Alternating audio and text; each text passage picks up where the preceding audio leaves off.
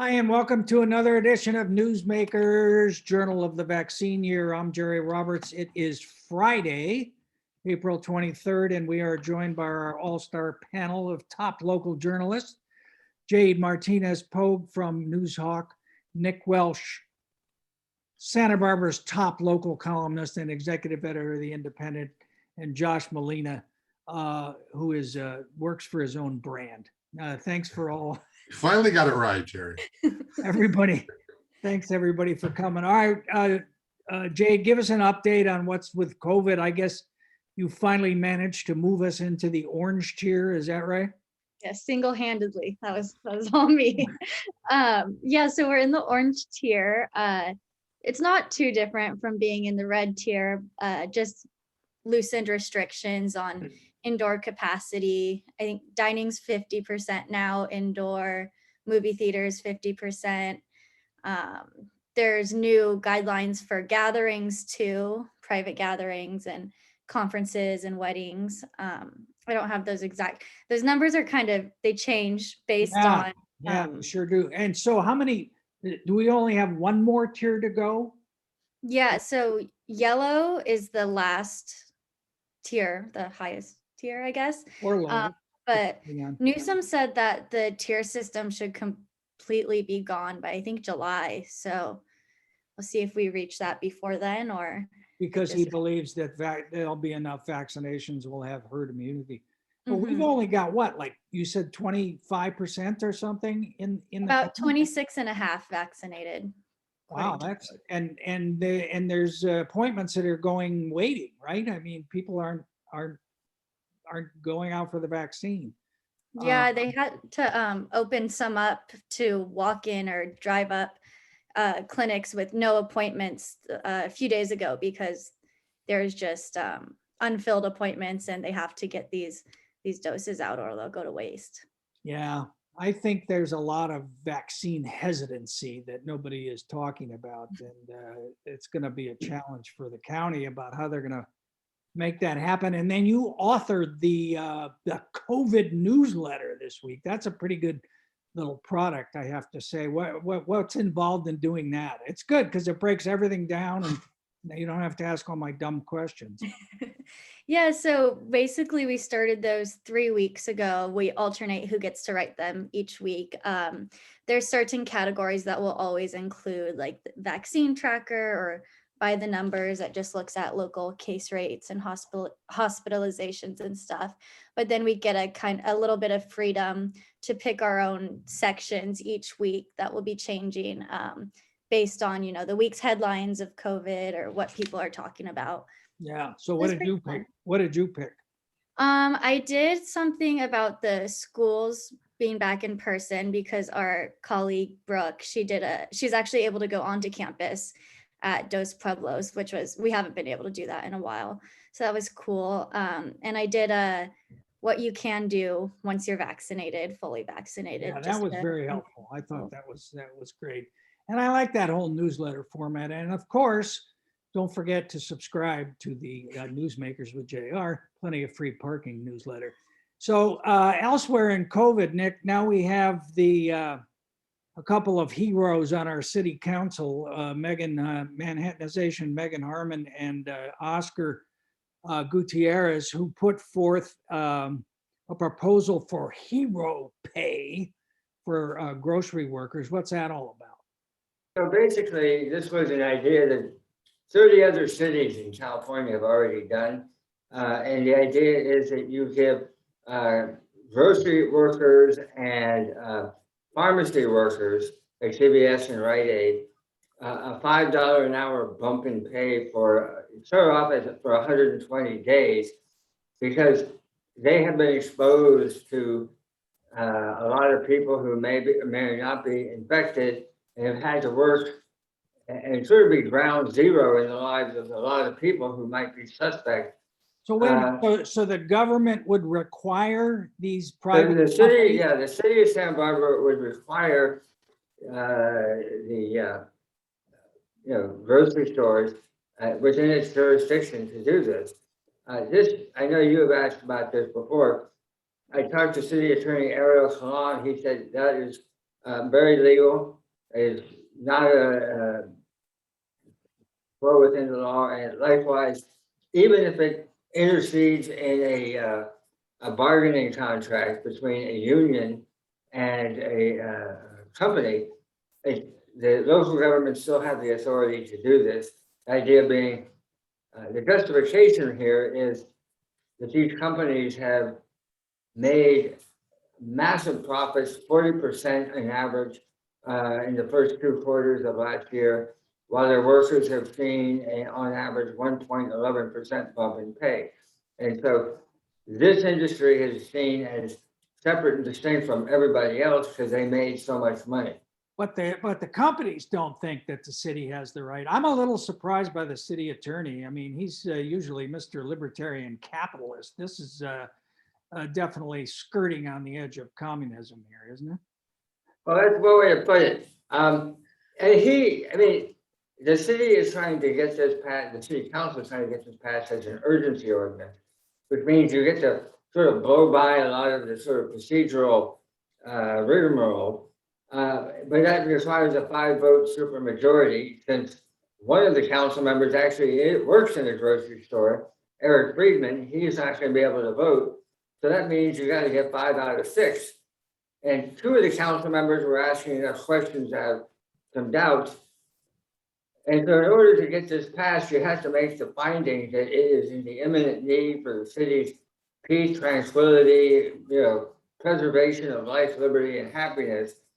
And Eric Hahn indicated that might be a steeper climb that the council members anticipate. Hey, Josh, you're the #1 apologist for Council Member Harmon, who's the chief sponsor of this.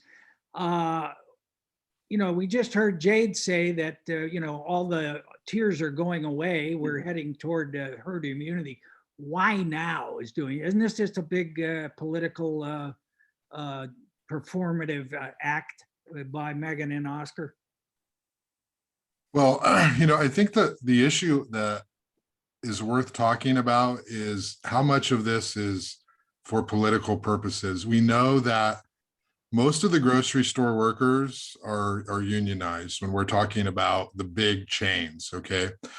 And we know that there's probably some benefit to these politicians for going to bat for unionized grocery workers, especially those who are seeking other office or seeking appointments to other offices. And I just think it's one of those things where, yes, I think they absolutely deserve some kind of extra pay, some bonus pay. They are having to deal with everybody who comes in and shop, or they did, and they have no choice. They have to go to work. I don't know that calling it hero pay is the right thing. I mean, essential worker pay is fine.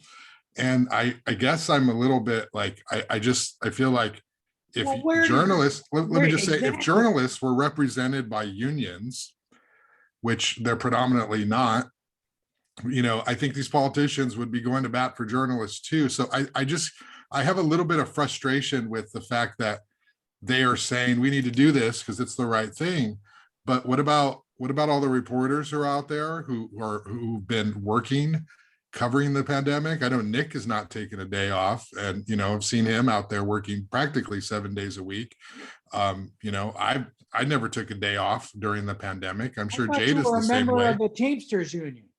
It's I just think that we're not being honest when we call it hero pay, because we need to help the essential workers.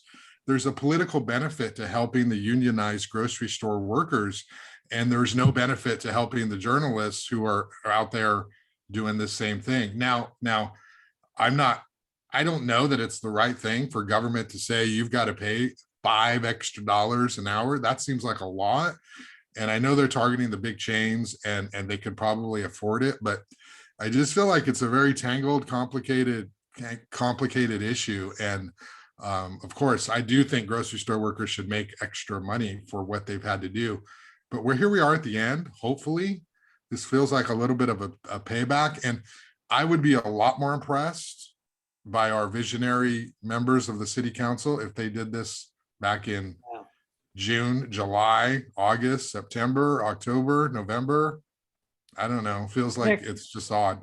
Well, Yeah, Emery got kind of made that point. She was pretty sardonic. She gets up there, she says 13 months into it, and you're now finally getting around to it. What took you so long? This is just some check the box event, so people can put it in their campaign mail. The whole, barn doors are burning and you're just locking them now. Clearly a question here. By the time this goes into effect, there'll probably be 15 minutes left on the hero pay meter. Well, So it will wind up probably being more of a gesture. But I guess the one distinction I would make here is that unfortunately, you and I work in a dying industry where they are not making super profits anymore. And so to try to extract hero I pay got for 1,200. us, I got 1,200 subscribers. What the hell are you talking about?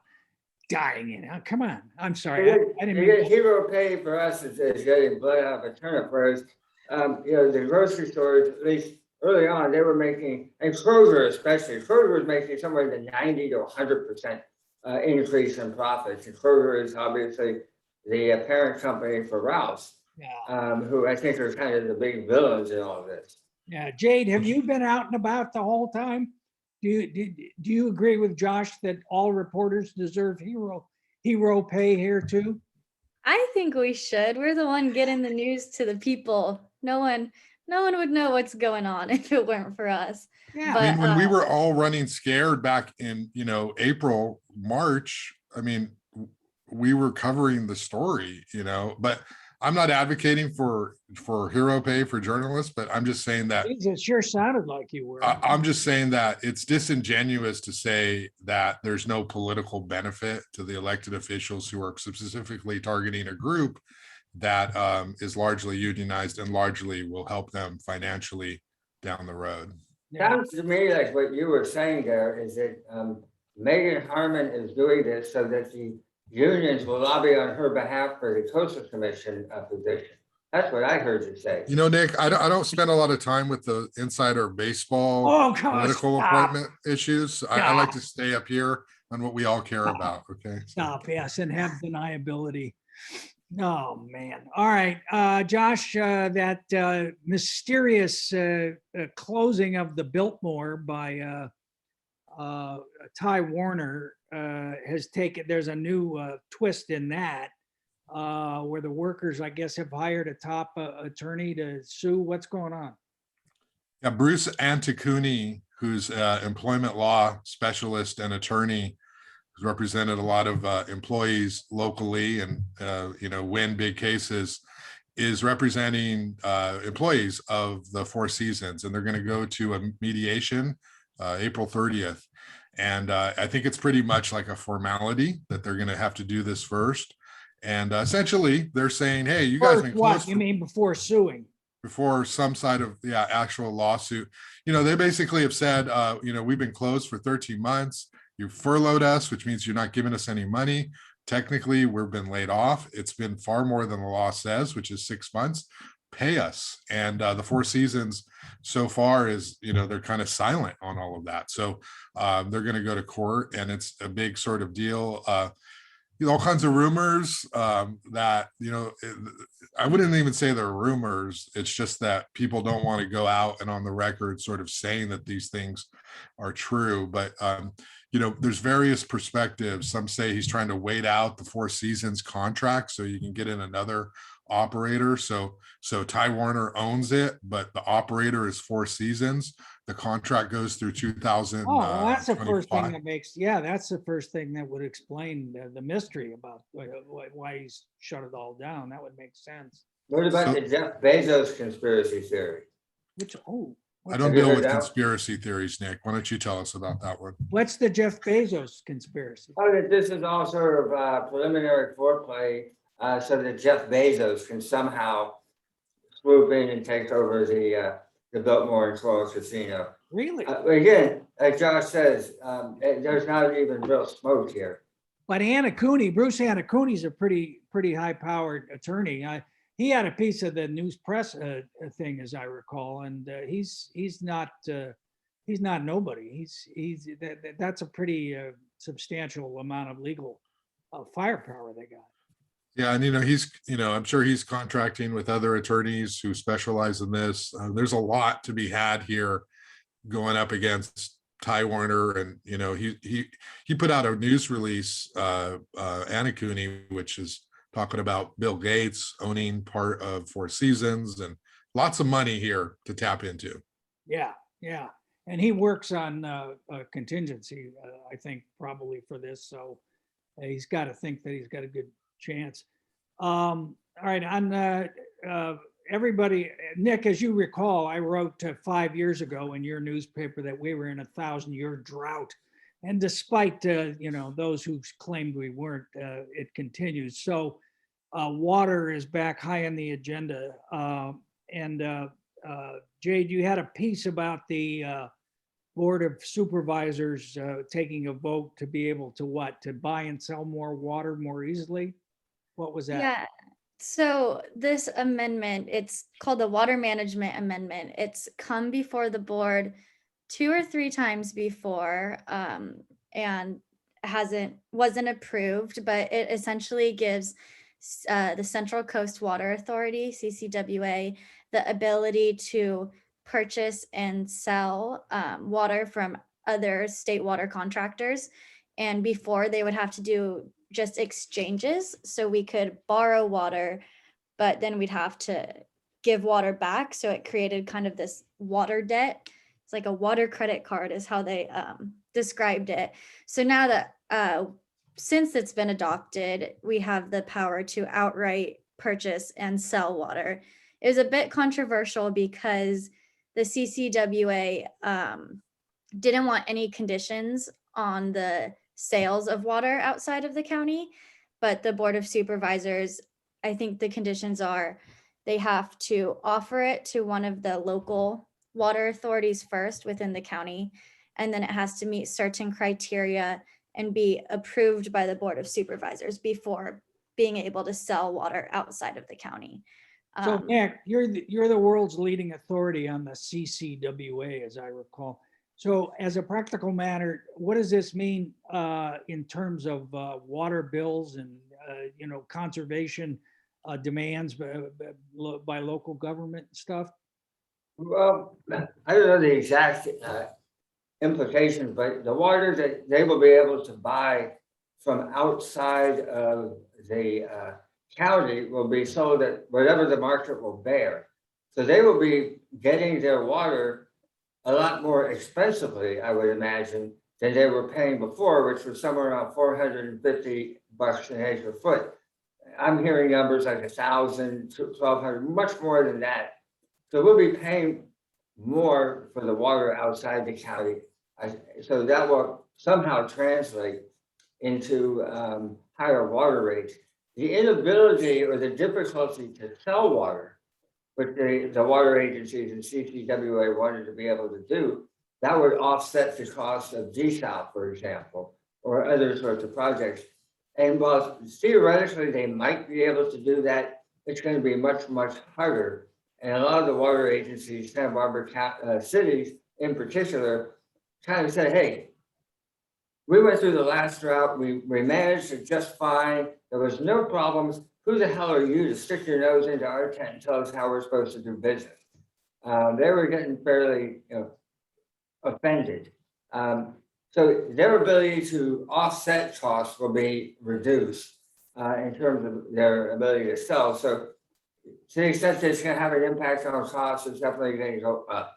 Yeah, going to go up. Well, I've been doing this stuff forever, and water in California policy is the most complicated thing in the world to explain. So thank both of you for trying to demystify and translate that. So Josh, you heard the pain, the cries of pain from the rich people up on Riven Rock Road about people parking there. Where'd that come from? Jerry, are we going to rich shame people now? I mean, I think you live even higher up on the hill, don't you? Oh yeah, but you can't park on my road either. Go ahead. Riven Rock Road is a road that hikers are typically park on before they go to the Hot Springs Trail. And this has obviously happened for years. But during the pandemic, as there's obviously more of an effort push to get people to do things outdoors, the parking situation has gotten dramatically worse. And I went out there and I talked to people.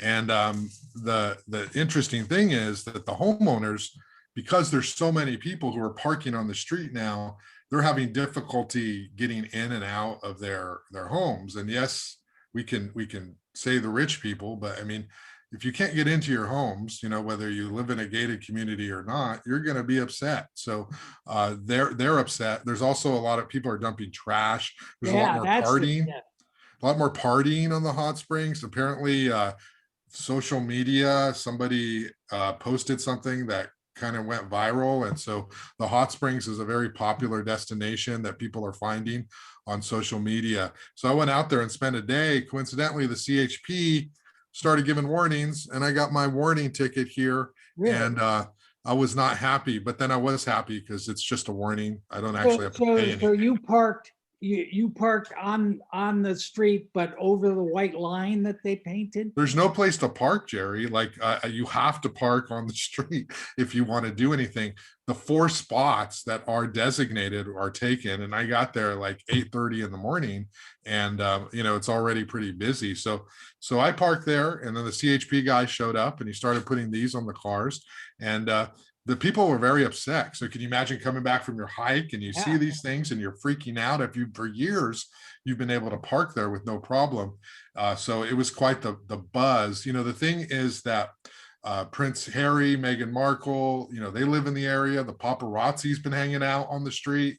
The street has become this hub of activity. And for the people who live there, they can't even have anyone come over because there's no place to park, and they're parking driveways, and it's a big deal because we're seeing the clash, right? We're so close to the outdoor recreation. Our urban life is so close to outdoor, and we have the residential, and they're all coming together right here in this point in time. CHP is going to start towing cars and issuing tickets, I believe in we're at the end of April, so in May. So that's the next thing, and when that happens, going to be a lot of hell. Where are people going to go to park?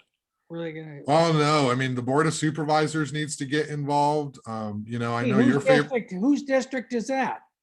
Yeah, I think it's your favorite politician who's never been on your show somehow. It has not risen to their level. Did he tell you to mention that? Is that why? You sold out and had Kathy Murillo on the show, Jerry. So, Jade, do you sympathize with the Princess Markle on this? Josh represented speaking truth to power on behalf of Prince Harry here. It was a good story. You got a lot of traffic on that story, didn't you, Josh? Yeah, there was a lot of traffic. What I like about it is like, and I think all of you in this room can appreciate it. It's just like pure journalism. You go there, you wait for the hikers, you wait for the campers, you wait for people to get out of their cars, and you go say, hi, I'm a reporter and I want to talk to you.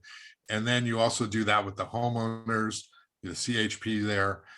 It's fun. Like, this is what we love about journal. You can kind of do it all in one day where you just go out there and you do, we're photojournalists too now, Jerry. We got to take photos too. And that's part of it as well. So I really liked it because, I got to hike and spend, 4 hours up there and just do my thing and do my story. And, I think that we need to do more, we need to do more of those like stories that just kind of resonate with people. Yes, it's Montecito, but there's still real issues, Nick, did you go to the hot springs? I didn't hike that far, Nick, come on. You're talking about water. I had to, go back to my car and get my own water after the hiking that I did do. He's really, Josh has just made the case for hero pay for reporters. I noticed that. It was, I had my mask on. I wore my glasses. My glasses are fogged up. I'm breathing heavy, and I'm approaching people getting out of their cars. I'm surprised I didn't get arrested. And you could have twisted your ankle. All right, Nick, so we talked over the last year about people not being able to pay their rent, and, we've been near the cliff a bunch of times, and our state legislators have tried to do something, but now we got this new pot of federal money, and it's like good news for renters, huh? What's the? Yeah, no, it's they're offering basically 100% of what renters need. I think it's at this point was like 17 million, and there's two pots of money, and I think combined it's 17 million left. And it's for people who make 80% of the area median income, or 50%, even lower. So it is a finite amount of money, and the first preference is going to be given to people making 50% or less of the area median income. And then after that, the next tier would be 80. And So this, it's, excuse me, just to clarify, it's federal money coming through the city? it's coming through the county and or the state. So there's different pathways it's coming. But it's, as of June 30th, the eviction protections that exist for people who can't pay rent because they lost their job, those expire. And so everybody has been worried throughout all this as to when that expiration date comes, what kind of a eviction tidal wave will be looking at. So this is supposedly Santa Barbara County is the only place in the state and even in the country where they're offering 100% of what you owe. Right now, What enables us? What enables us to do that? Why are we able to do that? Good question. I do not know the answer because we're Santa Barbara. Because housing prices are so expensive here, they knew they needed to go a step higher. Well, that's good news. It is. And if people want to get the money, where do they apply? United Way. That's who you contact. They are the fiscal agent. Oh, that's Peter right. All right. Okay. Well, that's good news. All right. So, Jade, what are you working on? Right now, there's another COVID briefing today from Dr. Del Reynoso. So I'll get more information, see if they talk about the empty appointments or anything like that. I get to go back through my notes from the budget hearings to pick out some things that may be worth following up on. That's about it, right? Don't get conned about all their spin about the cannabis tax money, because that's a crock. We're down to whatever it is, 0.5% or something. Nick, you tied yourself in knots in your column on this hero pay for grocery workers, and finally, I think, came out in favor of it. But what do you got going for next time? Oh, I'm working on a bunch of things. One of it is a 45-year cold case story. Oh, interesting. Interesting. Have you solved it? No, they have not solved it. It's they've announced that they've reopened it, which typically they never say, oh, we have a cold case, we're going to have a press release and announce it. So I'm looking into the family and the effect on them. And is this the SBPD? Huh? Is it the city cops or is it the sheriff? Sheriff. All right. Sheriff. Josh, who you got on the podcast? I have an exclusive, Jerry, with none other than mayoral candidate Deborah Schwartz. But I will say I this. interviewed her in December. It's good you're getting to it finally. That's Well, good. as you know, Jerry, you've had a little bit of journalism experience in your life. Timing is everything. In December, come on, December, we're trying to wrap presents on my show. Okay, let's. And like what a huge buzz around that. I mean, just kicked off her campaign, and I'm the Larry King of Santa Barbara. Okay, people got something to say. They know where to bring it. No. Jerry, I'm working on the exclusive story. Nick, your mouth's going to water here about the climbing wall proposed for State Street. It's exclusive. Oh, it's I like big, it. It's hot. It's coming. And Nick, you can chase the story. Is that a big Gen Z thing, Jade? The climbing wall? You're going to be out there? It is, isn't it? The Gen Z loves the climbing wall. Yeah, not so much myself, but it's a popular thing. Hero pay for wall climbers. All right, thanks everybody. Jade, Nick, and Josh for taking the time to talk with us on the show today. And thank you all for watching. We will be back next Friday with another edition of Newsmakers TV. Stay safe out there. Thanks, everybody.